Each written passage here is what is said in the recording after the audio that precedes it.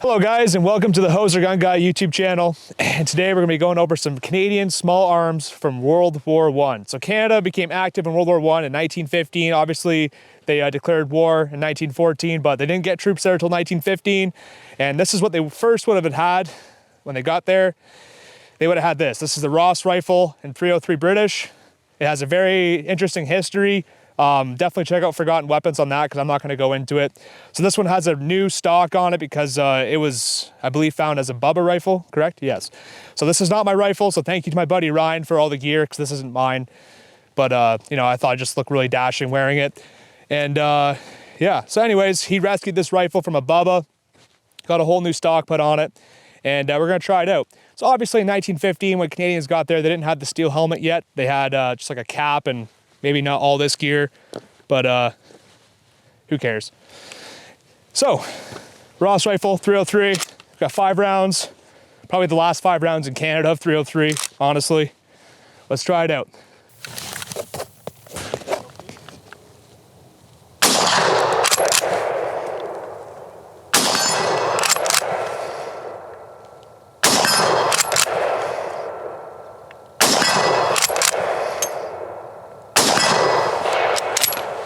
Oh yeah, no problems there. So these guns, like I said, check out Forgotten Weapons, but I do want to talk about just a little bit here. These guns were notorious for being accurate. Just they had issues with jamming up in the trenches with all the mud and stuff. So I guess at some points the troops would put the rifle down and boot it open, which would also, you know, wreck the bolt lugs or the locking lugs because they weren't heat treated properly.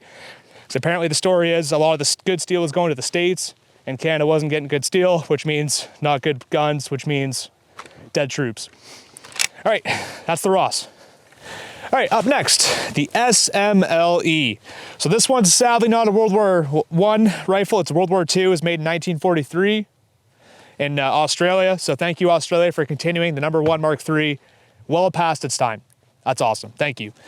Okay, so 303 British. This is the rifle that replaced the Ross rifle when everyone decided to hate it. So dead troops because of a rifle malfunctioning usually means public outcry, which meant, boom, this. So apparently Canadian troops were already hiding these, and if you got caught with one of these before they were actually issued, it was apparently a pretty big deal, right? Wasn't it like death? No? Fines. Fines. Labor. Okay, fines or hard labor for this. Okay. Interesting move, Canadian government. Still not the worst move yet. They get worse. Okay, so 303 British. We got 10 rounds in here. Let's try it out.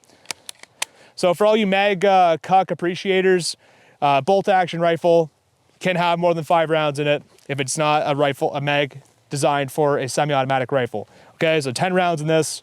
It's not against the law, so stop typing in the comment section.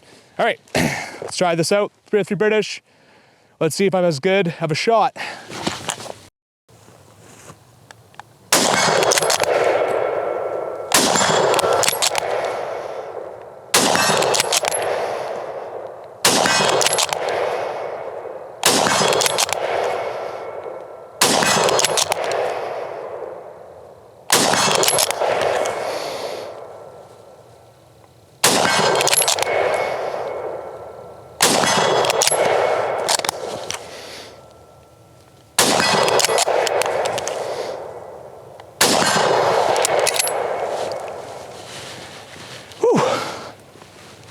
Yeah.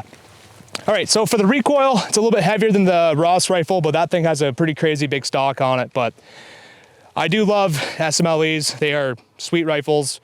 And it's actually pretty interesting that, you know, this rifle would serve so many different countries. What can I say? All right, up next is another SMLE, but with a cool Loudner attachment. No, it's actually a grenade launcher. And the guy was just explaining to me how sketchy it was to actually load these things. So I guess you would take a Mills bomb, pull the pin, jam it in here, and like try to keep the pin, I guess, or the spring mechanism enclosed in here. So you have a literal live grenade that you just pulled the pin on and jammed in there. And then you have to put a blank in, load it, and shoot it, which is like beyond sketchy. But today we have tennis balls, which I would way rather shoot. So jam them in, they fit just perfectly. Okay. And we're gonna take a blank because we use a rifle round. It's gonna be a very interesting video. Okay, got the blank in. Hopefully you can see me here. All right, so we got the blank in, jam that in the ground, and fire.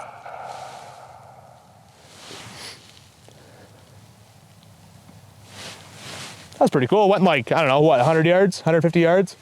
It's pretty sweet. Okay, take the blank out. I don't know if you save these, but here you go. All right, so just because we're gonna be safe, I'm sure in World War I they'd load the round, or they'd load the gun first before they would put the grenade in, but it's not World War I. I'm gonna put this in first. Okay, take the blank, load it up. All right, let's see if I can get close to this target here or something. Is this gonna work? We'll find out.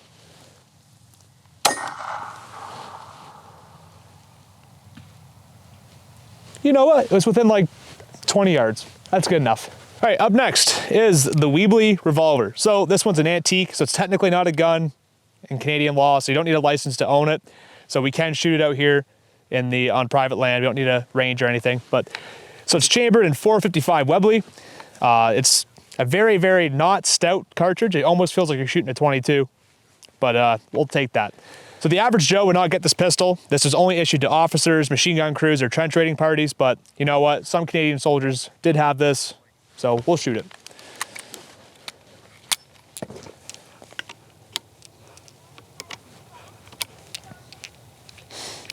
So take 6 rounds of 455 Webley.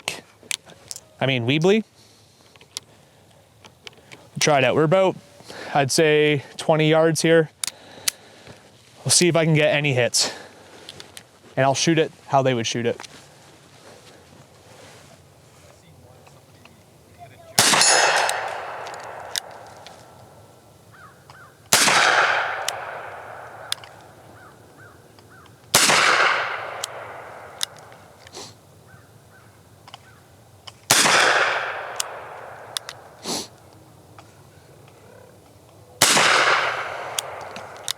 I started out really good and now I'm ending really bad.